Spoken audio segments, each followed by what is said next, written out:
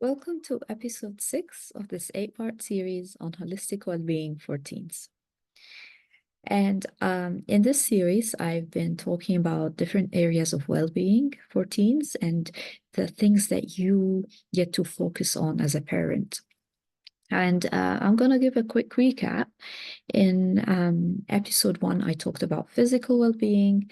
In episode 2, I talked about emotional well-being. In episode 3, I talked about mental well-being.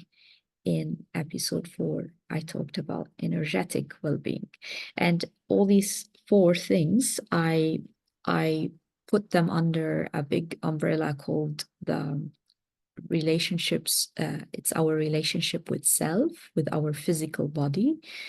And then in episode 5, I talked about spiritual well-being, and that includes our relationship with our soul, with with source, with life. And now I'm gonna move to my third bucket of holistic well-being. Um, and if you want to recap on these big buckets of holistic well-being, you might like to watch one of my previous episodes around holistic well-being. I'll put the link to that below this recording. So I'm gonna move to now relational well-being, and that includes our relations to the systems around us. And the first system I'm going to start with is society. And let's dive into social well-being. So, social well-being is about building and maintaining healthy relationships with other people. It's also about participating in community and feeling valued as a member of a group and feeling connected to a wider environment. And why is social well-being important for your teen? Well, first of all, everyone, including teens, everyone has this basic human need that we need to meet. We are social creatures who need each other. And here I will come back to the limbic system, the part of the brain that is responsible for emotions. And it's also responsible for this desire inside us to be with others, to connect with others, to live in groups and connect to other people. It actually generates feelings of safety and happiness within us when we are with our troop, as we call it, with our, family, with our tribe. When we feel connected and when we know that we're making a meaningful impact on other people and the world around us, this feeling, it causes our brain to release the feel-good hormones. And that in turn makes us feel safe. So we are more authentic, we are more open, and it makes us feel valued. It gives us this sense of belonging and being loved. So that's why it's very important for teens to have that feeling that they belong to something greater and that they are connected to something greater. Now, without awareness of without putting our attention on social well-being, if we neglect it, then there's a risk of becoming socially isolated. And this is different from choosing to have time alone or to enjoy solitude. No, everybody needs solitude and, spending time alone. This social isolation is not healthy. It's not really a choice. It's actually a withdrawal from human relationships, and it becomes like a downwards spiral, leading to negative feelings of fear and threat and just feeling disconnected, and that leads to more isolating behaviors. And loneliness and um, depression, and that can be really harmful. So another reason that social well-being is important is that the social well-being of an individual, if the individuals are having a healthy social well-being, then it also improves the quality of the overall community in which they live. So it creates greater social well-being. So it's a two-way relationship. Remember, it's a relationship with society. So when we as individuals, we are focusing on our individual social well-being, then the whole well-being of the whole group would become better. And if we really want to change on this planet, then we need to start working with our young ones, our teens, who are the future. And we start from there. Now, let's dive into how social well-being plays out in the life of our teenagers. It's very important for you to know that teens have two conflicting needs inside them. Now, on one side, they want to fit in, they want to belong, they want to feel normal. And on the other side, they want to be independent. They want to feel special.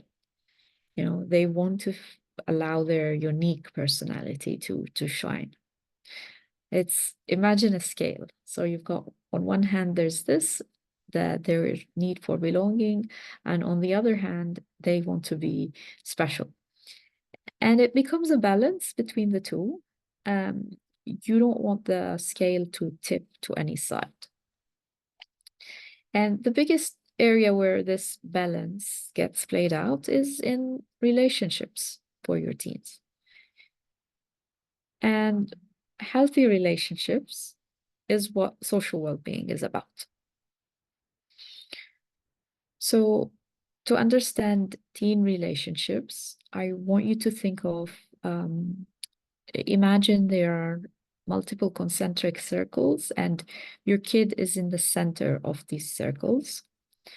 And you can see that these circles, they include, their parents, their close family, their friendships, school, their clubs, their community.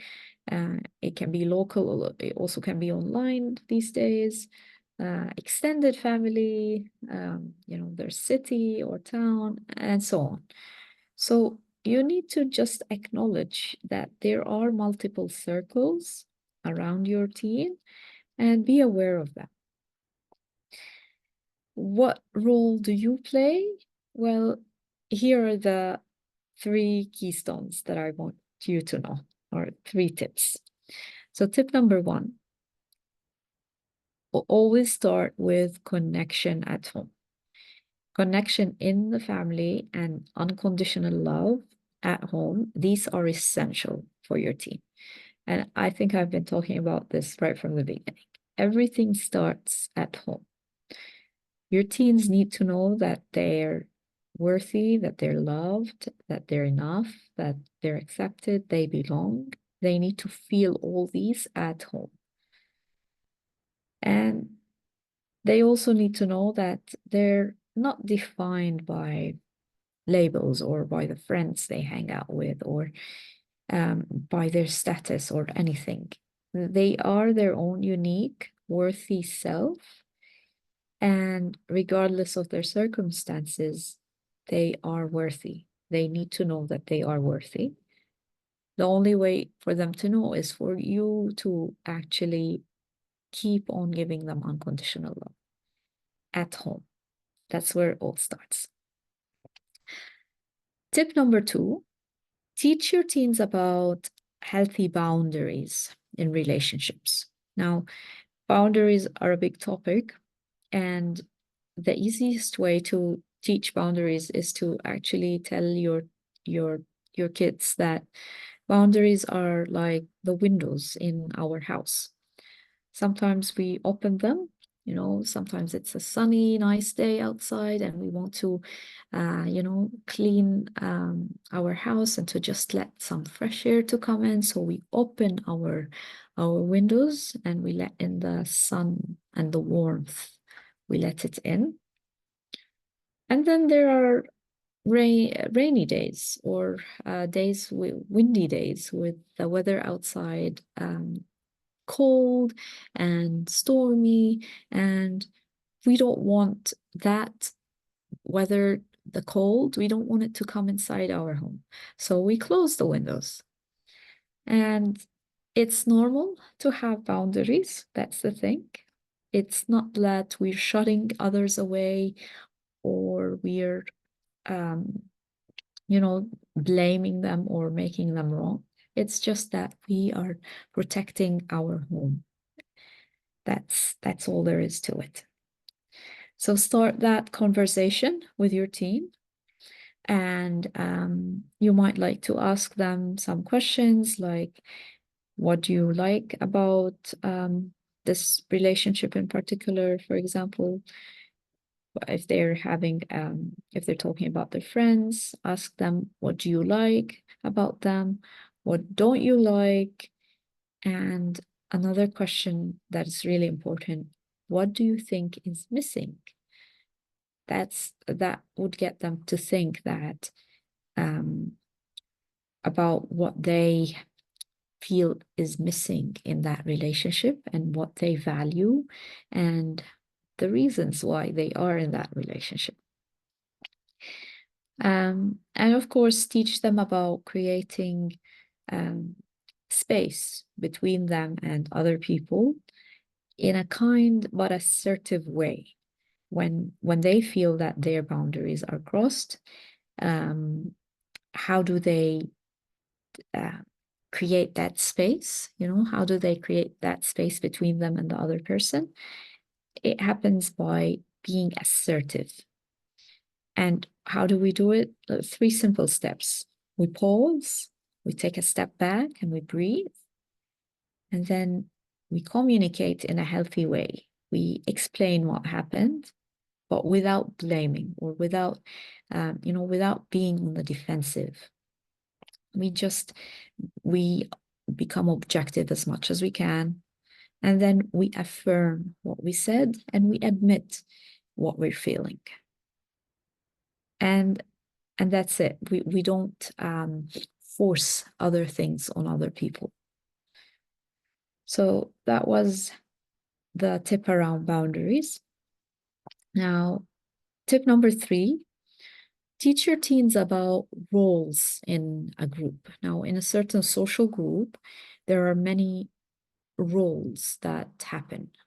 Everybody taking on a certain role depending on their personality, on their tendencies. And sometimes, here's an example. Someone becomes a leader or the influence. Someone becomes the blind follower. Someone becomes the listener.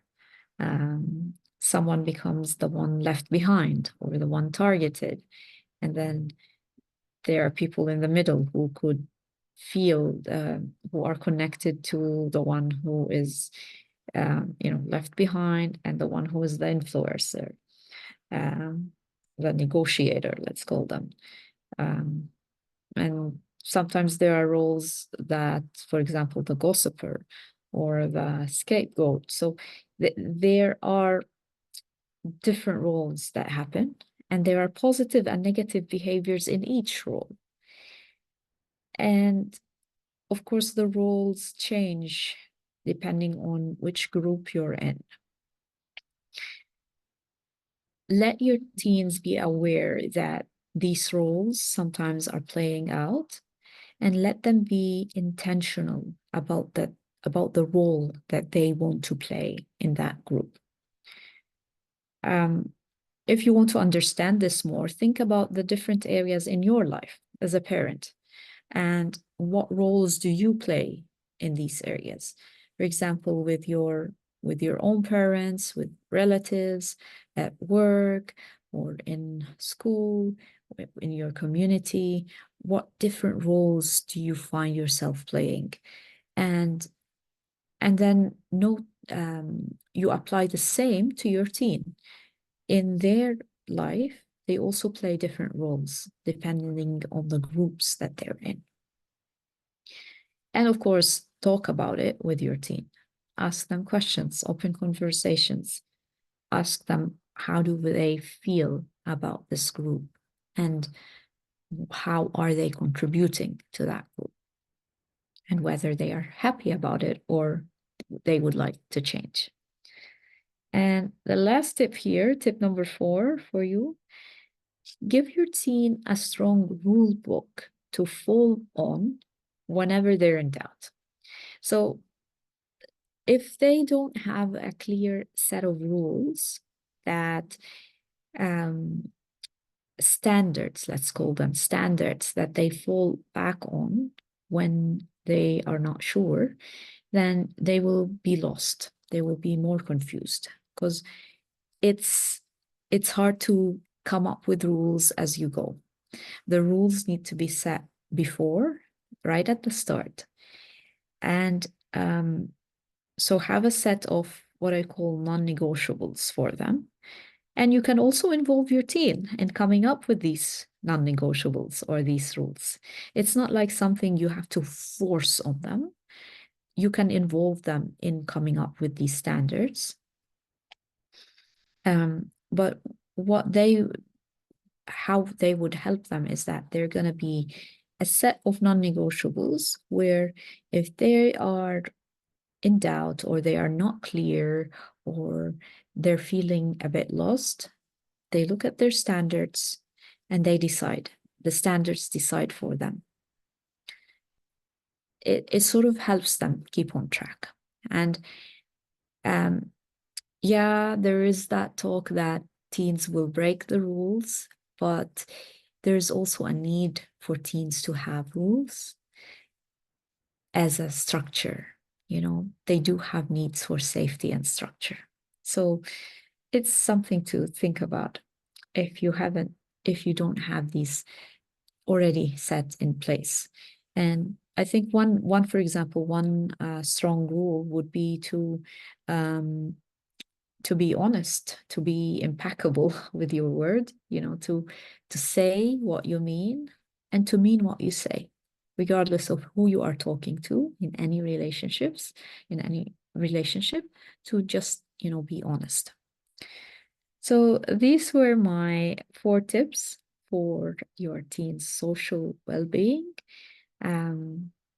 Focus on connection at home, teach your teens about boundaries in relationships and about roles in groups, and give them a set of non-negotiable standards that they can fall back on whenever they're in doubt. I invite you now to pause and to reflect on your top takeaway from this post and ask yourself, what small, simple step can you do today to improve your teen's social well-being? Thank you for listening. I'm Nadine, the Teen Soul Coach. I'll see you next time.